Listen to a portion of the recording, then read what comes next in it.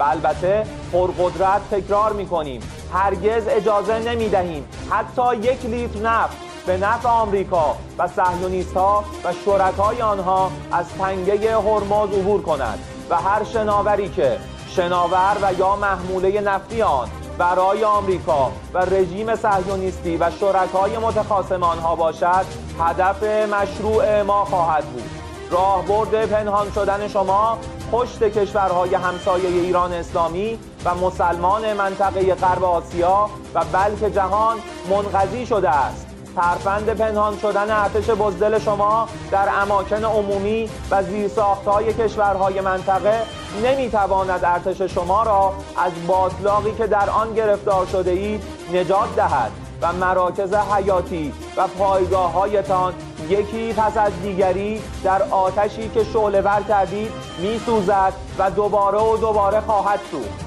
خون رهبر شهیدمان و قائد عظیم الشأن امت اسلامی را خط بطلانی بر هر گونه انفعال می‌دانید. سیاست ضربه متقابل از سوی ما پایان یافته و سیاست ضربه پشت ضربه را تا تنبیه و پشیمانی کامل شما پیش رو داریم.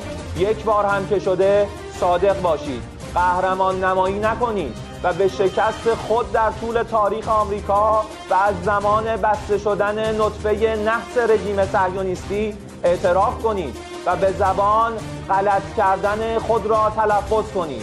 بارها به حضور ناوهایتان در آبهای منطقه اشاره کردید.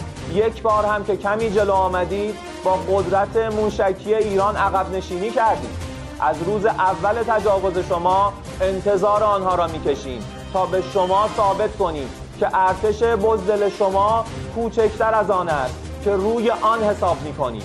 شما باید بدانید که نخواهید توانست قیمت نفت و انرژی را با تنفس مصنوعی پایین بیاورید که با گسترش جنگ در منطقه اعلام کردیم منتظر بشکه‌ای $200 باشید، چون قیمت نفت تابع امنیت در منطقه است که منشأ ناامنی شما هستید.